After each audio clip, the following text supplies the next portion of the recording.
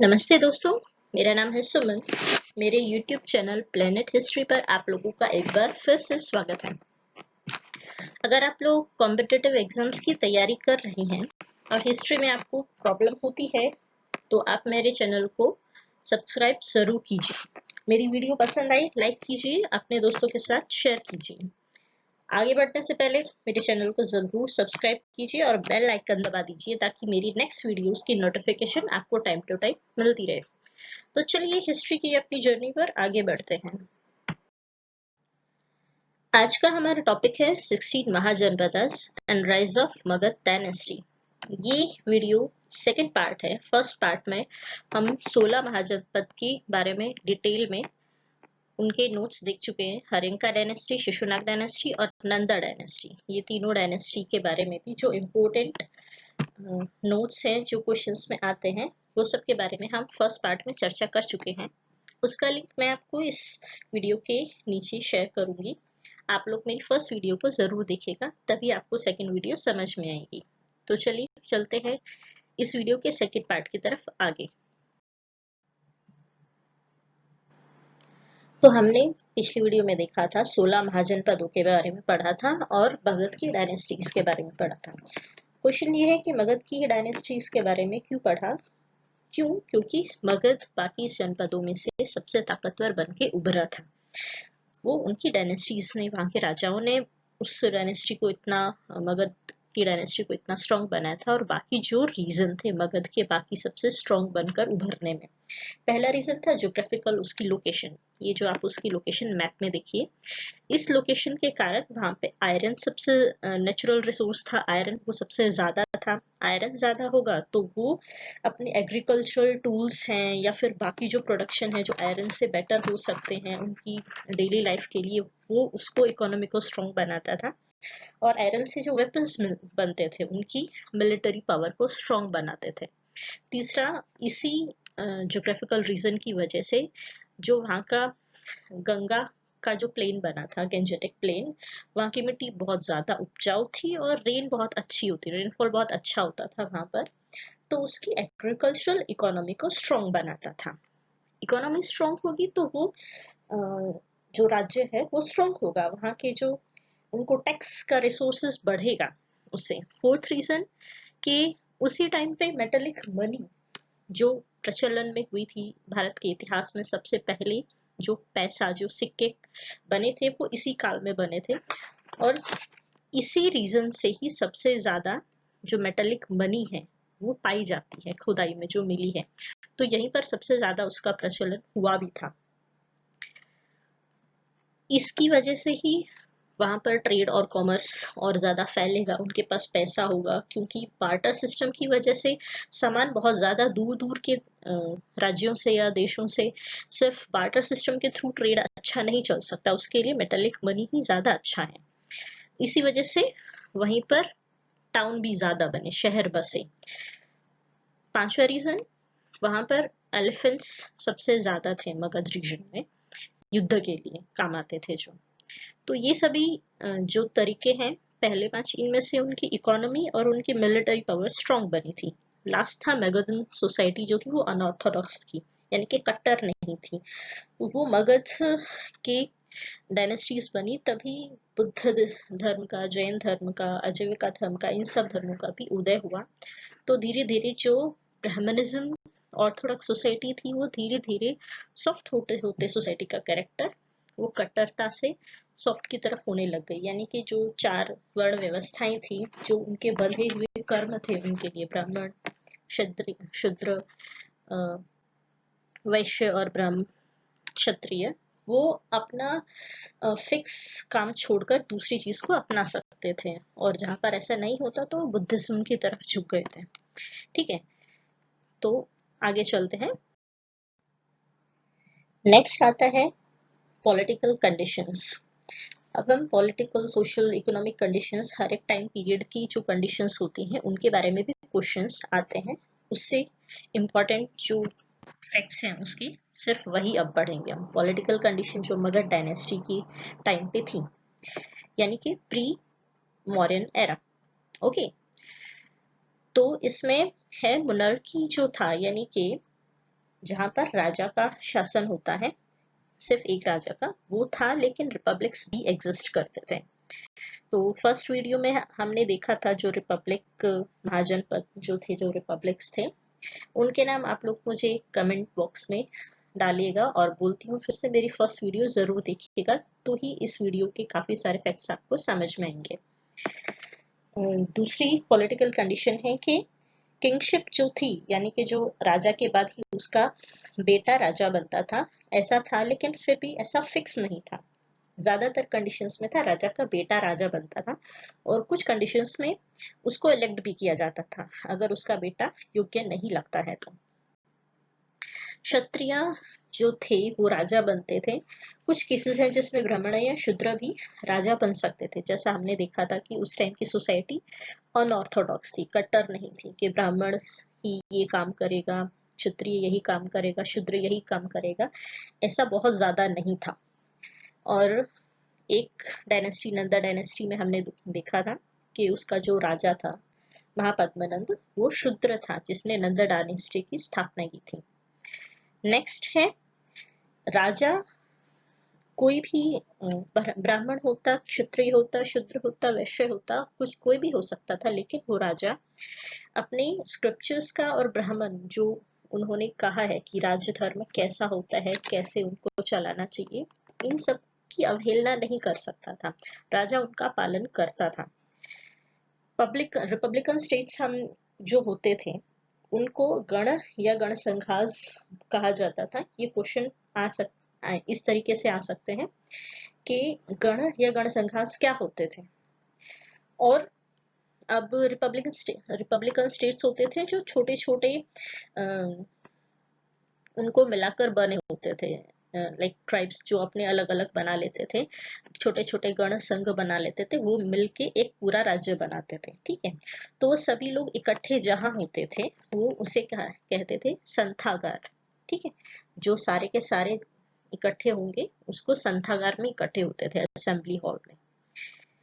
समिति जो रॉयल लोग थे उस राज्य के, उन लोगों को मिला के एक समिति बनती थी जो कहती थी कि राजा के पास सारे हक तो हैं सारे फैसले लेने के, लेकिन फिर भी वो राजा स्क्रिप्चर्स के या फिर जो राजधर्म के कोड्स बने हैं सोसाइटी में, उनको ठीक से करे काम। ये समिति का काम होता था कि वो राजा को चेक करता रहे कि राजा अपना राजधर्म ठीक से निभा रहा है।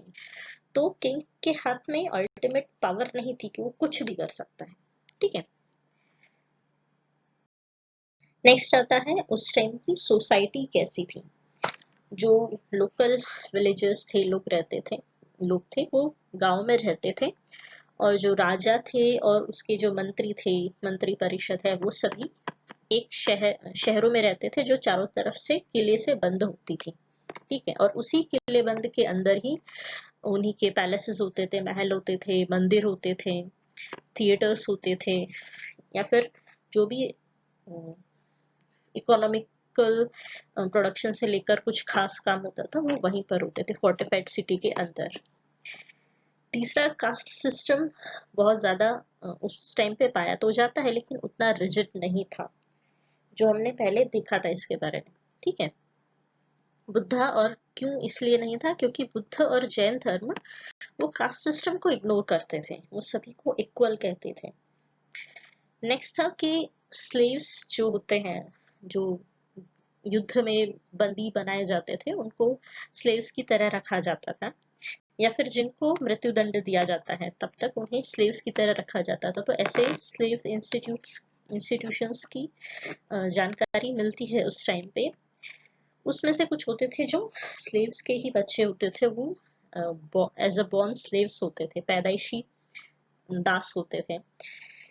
तो लेकिन कुछ जो हिस्टोरियंस है वो उस टाइम पे ऐसा बोलते हैं कि इंडिया में स्लेवरी थी नहीं। वो शायद इसलिए ऐसा हो सकता है कि वो इतनी ज्यादा उस हद तक क्रूर नहीं थी जैसा वेस्टर्न वर्ल्ड में देखा जाता है, दासों को जानवरों से भी बेकार जैसा सुलूक किया जाता था। तो शायद ऐसा इंडिया में नहीं था, इसलिए दासों की यहाँ पर जो हालत थे वो इतने बेकार नहीं थे।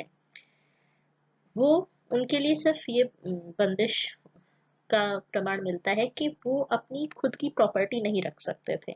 जिसके अंडर वो दास हैं, उनकी पूरी उम्र उनको सेवा करनी होती थी सिर्फ। लेकिन अगर वो कुछ निश्चित अमाउंट, कुछ फिक्स पैसे देकर अपने आप को दासत्व से मुक्त भी कर सकते थे। उनको पूरी उम्र दास होने की जरूरत नहीं है कि उनकी आने वाली पीढ़ियां भी दास ही बनेगी। ठीक है। नेक्स्ट आता है उस टाइम की रिलीजियस कंडीशंस। बुद्धिज्म, जैनिज्म, आजीविका, ये नए धर्म उस टाइम पे उदय हुए थे। इन धर्मों का, इन धर्मों को शमना ट्रेडिशन कहा जाता है। शमना यानी कि जो कुछ तरीके से संन्यास को का पालन करते हैं, मेडिटेशन करते हैं और अहिंसा का पालन करते हैं। ये शमना ट्रेडिशन रिलीजन्स है। ये वैदिक डाइटीज को या देवी देवताओं को नहीं पूजते थे और स्तूपास का निर्माण करते थे, आइडल्स को नहीं पूजते थे। मैं अपनी नेक्स्ट वीडियो बनाऊंगी बुद्धिज्म जैनिज्म पर, वो जरूर देखिएगा, जो इसको थोड़ा सा डिटेल में हम उसमें पढ़ेंगे। ठीक है, अभी नहीं देखते हैं, नेक्स्ट वीडियो में इसको डिटेल में देखेंगे। उस टाइम पे जैनिज्म बुद्धिज्म का उदय हुआ था, लेकिन ब्राह्मणिज्म पूरी तरह से खत्म नहीं हुआ था, वो भी उतनी ही तरीके से उस सोसाइटी में था। तो जो पुजारी थे या ब्राह्मणिज्म को मानने वाले थे, वो ब्रह्मा विष्णु महेश्वर की पूजा करते थे और पुजारी रिचुअल्स परफॉर्म करते थे, जो कर्म कांड होते हैं, वो सभी यज्ञ होते हैं, वो करते थे। अच्छा, उस टाइम पे जैन टेक्स्ट कल्पसूत्र में सती शब्द का उल्लेख मिलता है, जिसका मतलब है वर्चुअस वुमन, यानी कि बहुत पवित्र जो स्त्री होती है।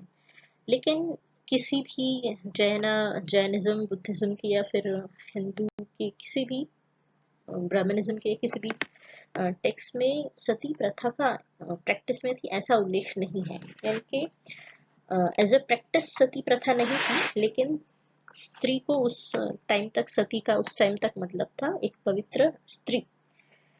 सती प्रथा का पहला उल्लेख कब आता है? गुप्ता पीरियड में। ठीक है। नेक्स्ट आता है इकोनॉमिक कंडीशन। तो उस टाइम पे मनी इकोनॉमी का उदय हुआ था, इसी वजह से ट्रेड में एक्सपेंशन शुरू हुआ, नए नए शहरों का बनना उस टाइम पे शुरू हुआ। और नेक्स्ट है development of diverse arts and craft. कैसे? क्योंकि ग्रीक और पर्शियन इन्वेजन हुए थे, तो उनके कल्चर, उनके आर्ट्स को सीखना, वो भी नया नया पहचानने में आया था। तो उनको मिक्स करके अपने कल्चर के, अपने आर्ट्स के तरीकों के साथ नई तरीके के आर्ट क्राफ्ट का डेवलपमेंट होना शुरू हुआ। उसी वजह से फिर काफी जो प्रोडक्शन था उसमें भी वेराइटीज आई।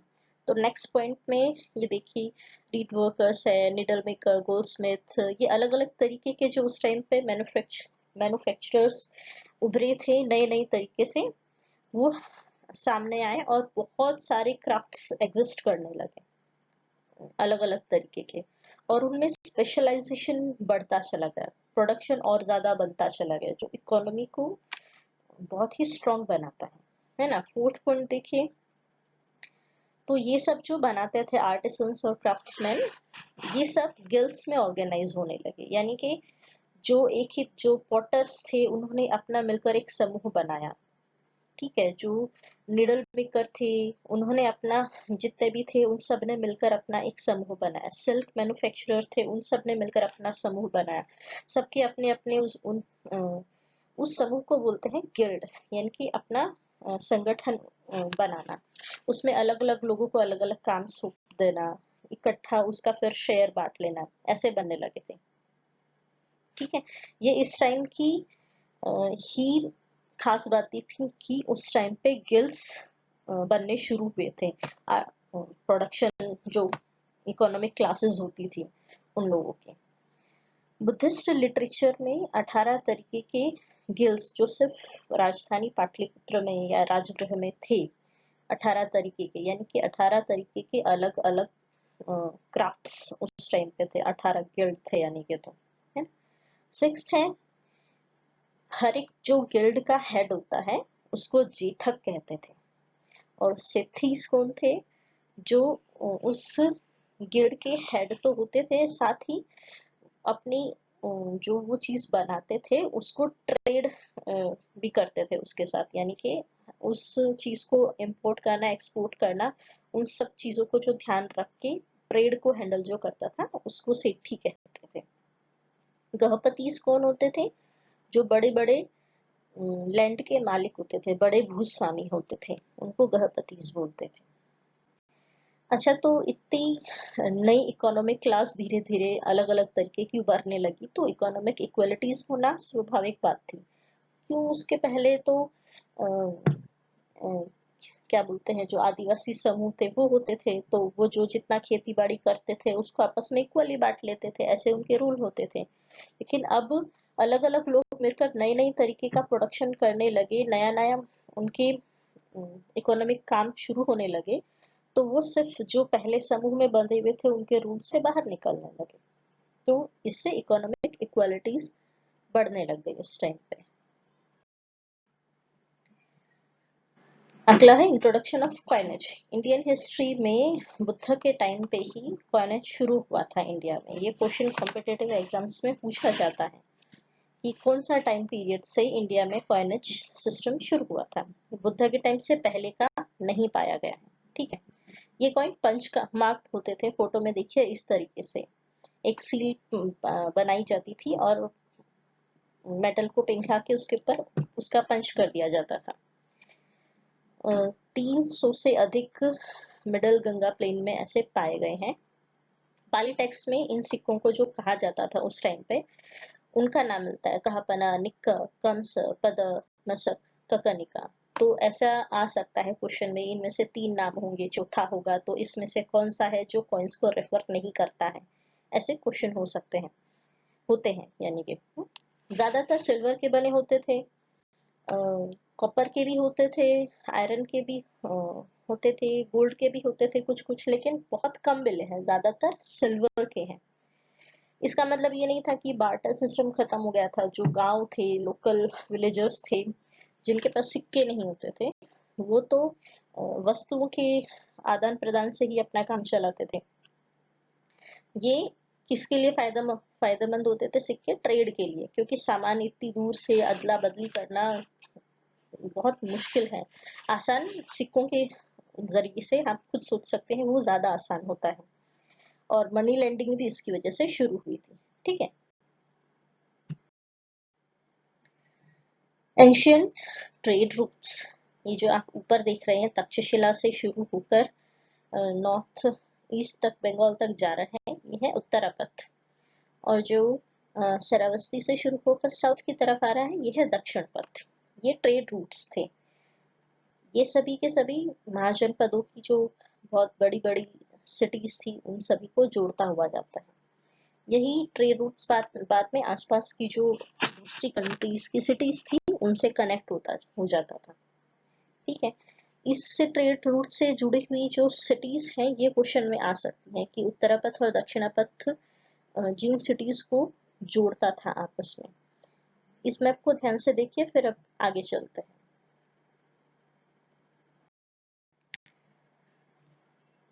जो हमने मैप में देखा उसमें तो ये टेक्स्ट में मेंशन है, इसका स्क्रीनशॉट लेके रखिएगा इन सभी स्लाइड्स का।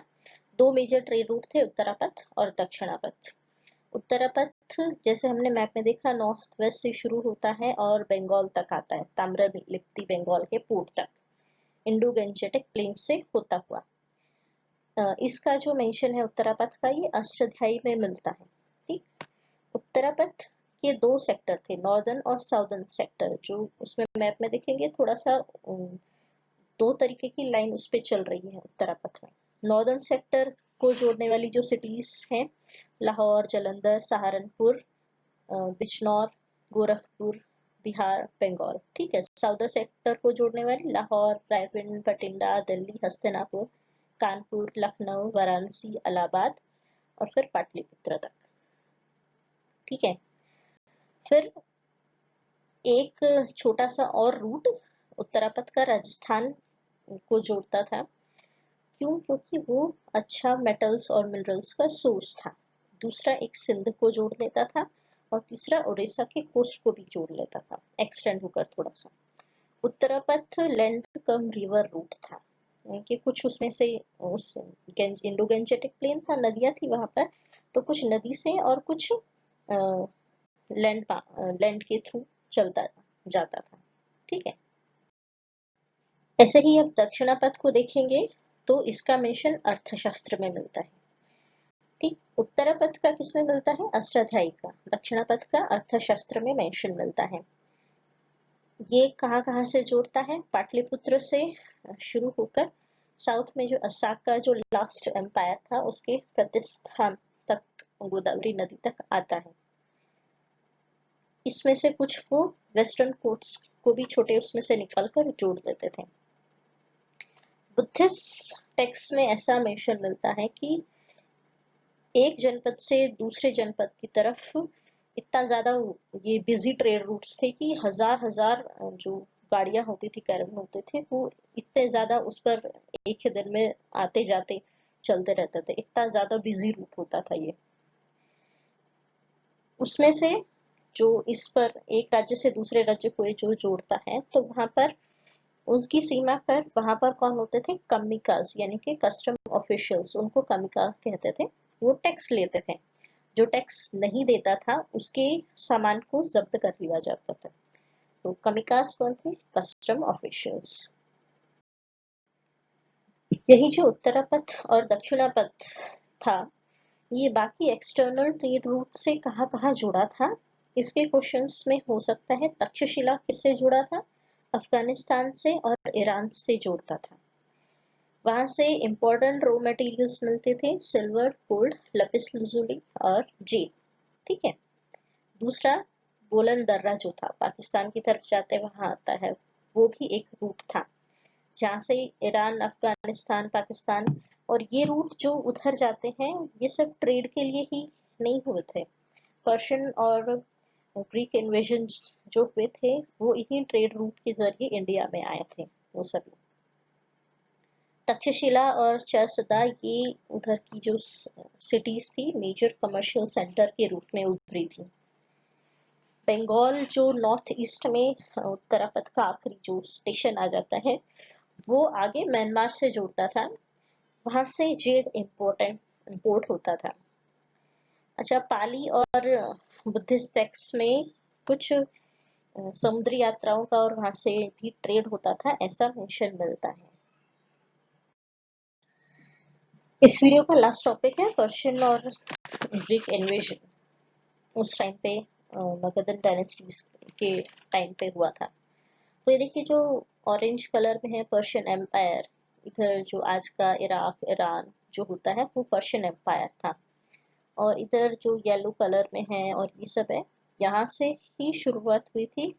इसमें येलो कलर में पेल्ला दिखता है, यहाँ पे अलेक्जेंडर का जन्म हुआ था। यहीं से पर्शियन एम्पायर की शुरुआत, ग्रीक एम्पायर की शुरुआत हुई थी, और वो पर्शियन एम्पायर को जीतते जीतते बाद में इंडिया तक पहुंचा था। तो पहले पर्शियन एम्पायर ने इंडिया की तरफ आए थे इन्वेड करने के लिए, और उन्होंने ग्रीक को भी जीता था। बाद में ग्रीक में जब अलेक्जेंडर का जन्म हुआ तो उसने पर्शियन एम्पायर को पहले जीता और उसके बाद वो भी इंडिया तक आए थे। ठीक है, नेक्स्ट मैप आगे देखते हैं। इस मैप में देखिए, इसमें अभी ग्रीक एम्पायर दिखेगा, अलेक्जेंडर ने जो बनाया था।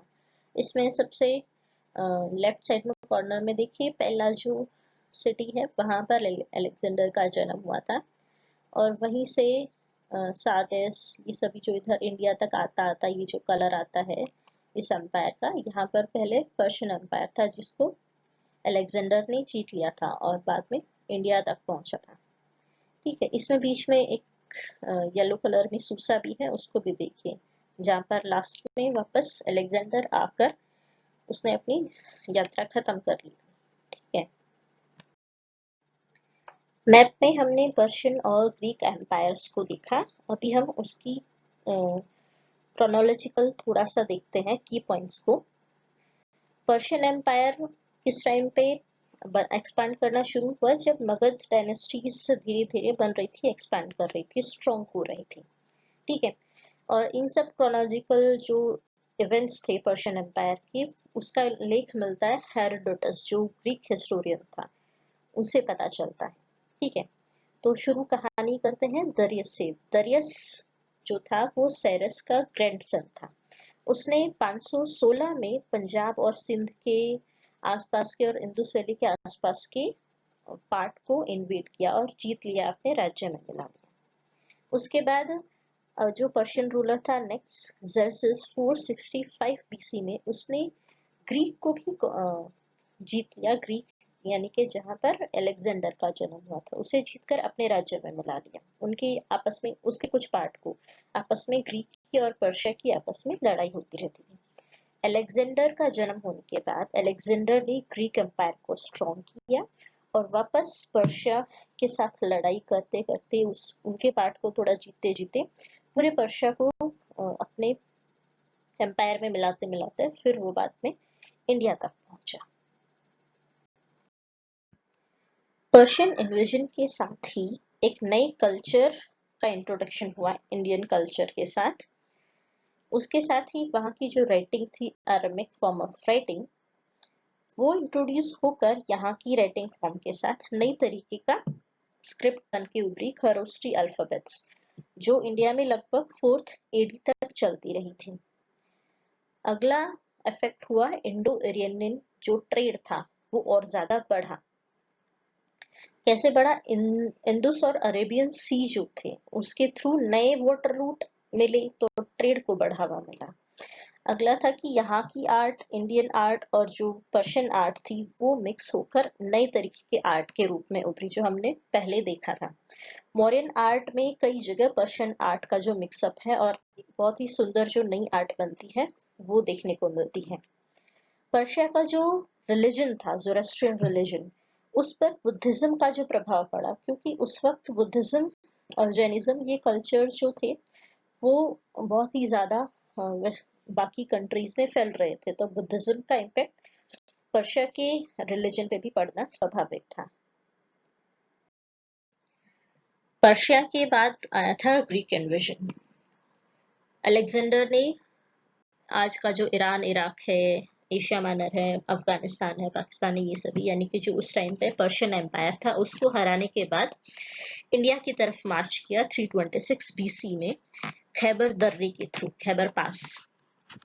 वहां के जो लोकल चीफ थे वो बहुत ही ब्रेवली लड़े, जिनको अलेक्जेंडर ने हरा दिया या जिनको मार दिया था। उनके बाद जब अलेक्जेंडर आगे बढ़ता तो उनकी रानियां या फिर उनकी रानी अपनी सेना को इकट्ठा करके फिर से अलेक्जेंडर से पीछे से वार करना शुरू कर देती, लड़ाई करना शुरू कर देती।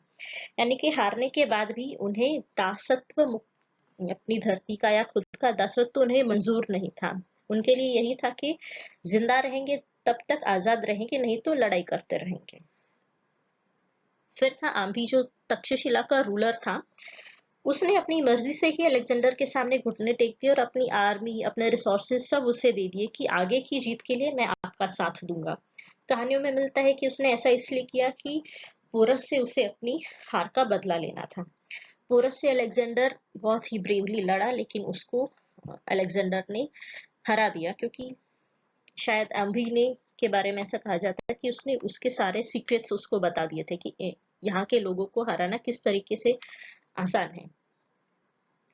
उसके बाद व्यास नदी के किनारे पर जब अलेक्जेंडर पहुंचा तो उसके खुद के सैनिकों ने विद्रोह कर दिया कि यहाँ के लोग लड़ाई करते करते नहीं थकते हैं, वो लड़ते ही जा रहे हैं, घुटने टेकने को मंजूर नहीं है। और दूसरा, यहाँ का शायद एटमॉस्फेयर के कारण उन लोगों को यहाँ पर बहुत परेशानी होती थी, तो उन्होंने विद्रोह किया और वहां से वापस जाने के लिए अलेक्जेंडर को कहने लगे।